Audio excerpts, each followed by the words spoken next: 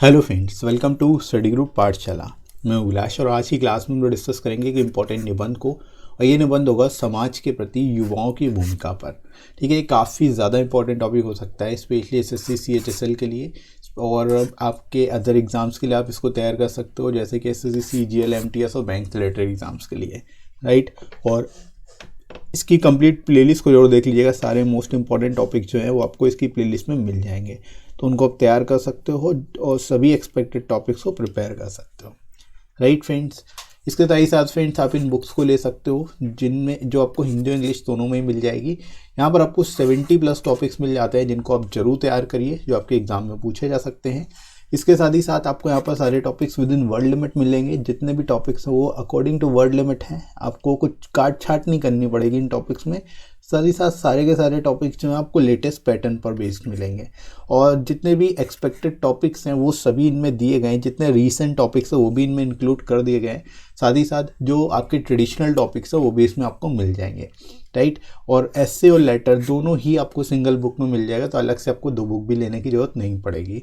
और lowest cost में book आपको मिल जाएगी, एडिशनल 30% डिस्काउंट भी मिल जाएगा, राइट। तो डिस्क्रिप्शन में दोस्तों लिंक दिया गया है, वहाँ से जाके आप डिस्काउंटेड रेट्स पे इन बुक्स को ले सकते हो अपने एग्ज़ाम के हिसाब से, राइट फ्रेंड्स। और अपनी प्रिपरेशन को और भी बेहतर तरीके से कर सकते हो, राइट।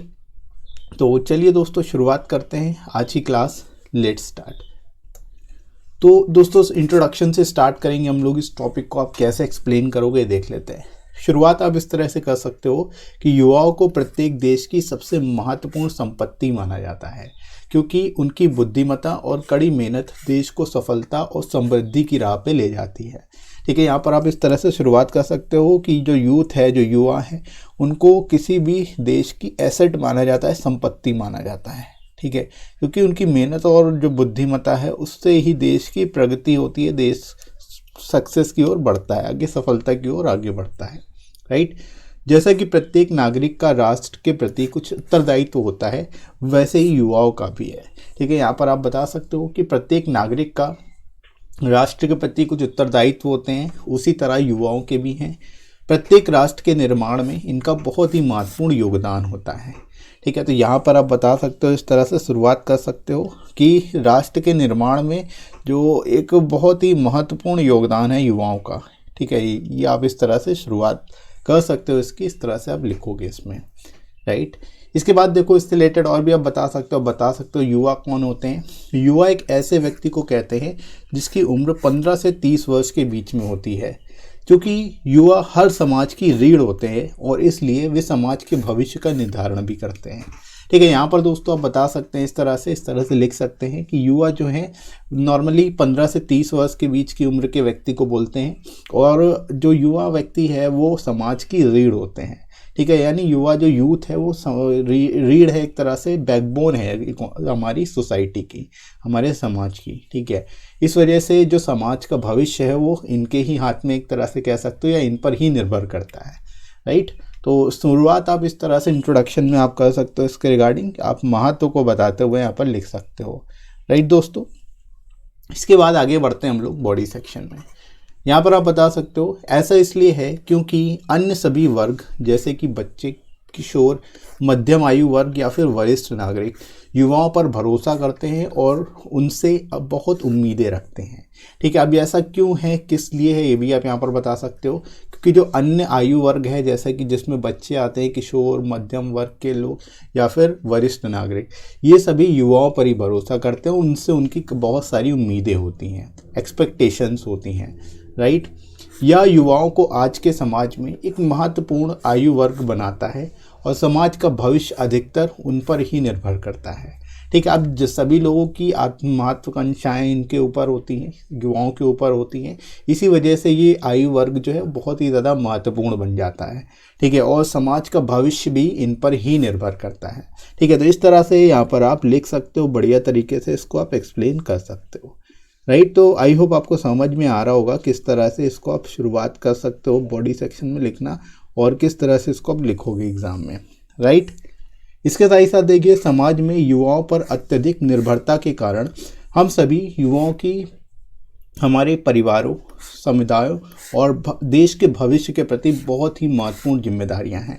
ठीक है, यहाँ पर आप बता सकते हैं अब युवाओं पर अत्यधिक निर्भरता है, इसी कारण हम सभी युवाओं की अपने परिवार, समुदाय और देश के भविष्य के प्रति कई सारी रिस्पॉन्सिबिलिटीज़ हैं, कई सारी जिम्मेदारियां हैं। ठीक है, तो ये भी आप यहाँ पर बता सकते हैं।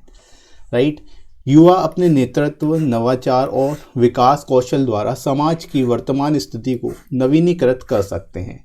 यानी जो युवा है, जो यूथ हैं, वो नेतृत्व के द्वारा, नवाचार यानी इनोवेशन के द्वारा और विकास कौशल के द्वारा यानी डेवलपमेंट स्किल्स के द्वारा जो है समाज की जो वर्तमान स्थिति है उसको और भी ज़्यादा बेहतर बना सकते हैं, उसको नवीनीकृत कर सकते हैं, रिन्यू कर सकते हैं। राइट, युवाओं से देश की वर्तमान तकनीक, शिक्षा प्रणाली और राजनीति में बदलाव लाने की उम्मीद की जाती है। ठीक है, अब युवाओं से ये भी उम्मीद की जाती है कि देश में जो वर्तमान तकनीक है, जो टेक्नोलॉजी है, शिक्षा प्रणाली है और जो राजनीति है, इन सभी में बदलाव लाए। ठीक है, उन सभी में बदलाव लाया जाए। तो इस तरह से यहाँ पर आप इससे रिगार्डिंग लिख सकते हो और यहाँ पर जो है यूथ की इम्पोर्टेंस को बता सकते हो कि सोसाइटी में उनका क्या रोल है, कैसे इनकी इम्पोर्टेंस बढ़ जाती है।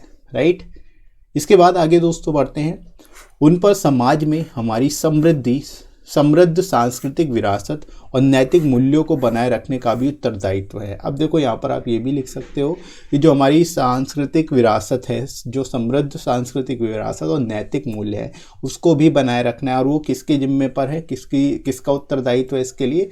यूथ यानी कि युवा ही इसके लिए उत्तरदायी हैं कि वो इस चीज़ को बनाए रखें।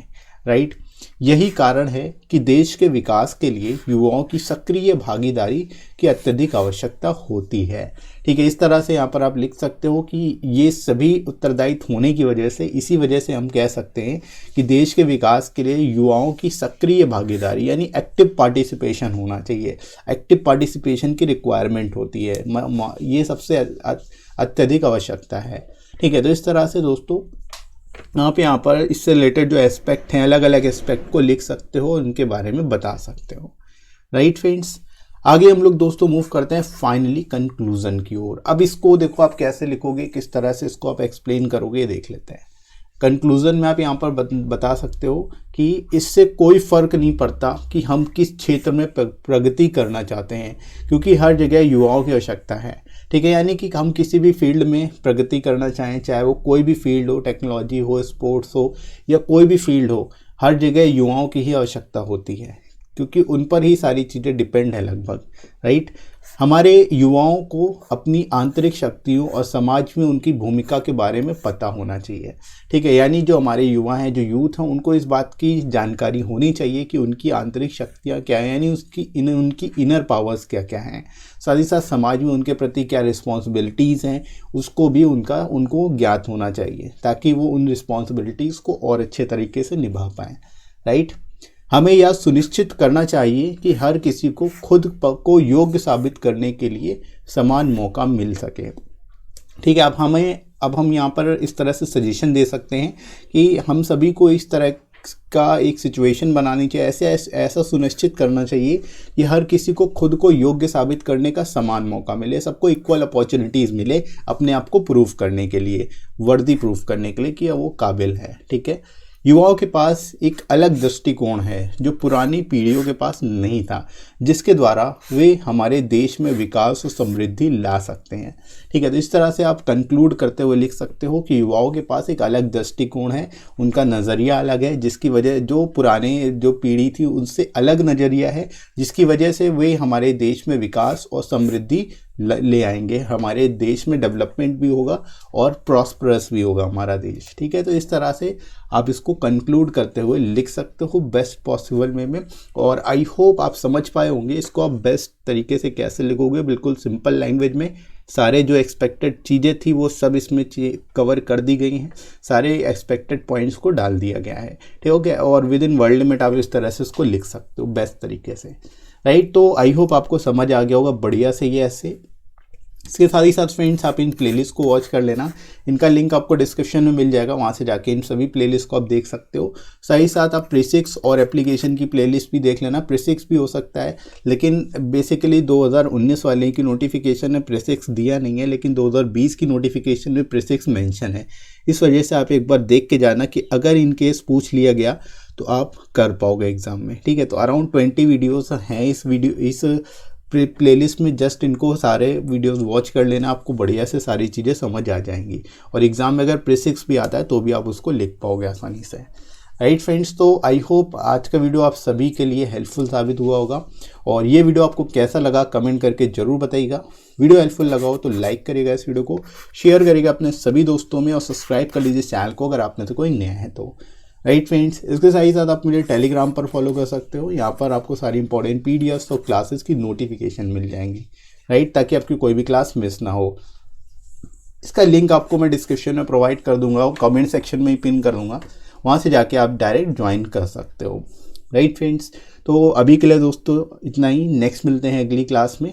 Thanks for watching.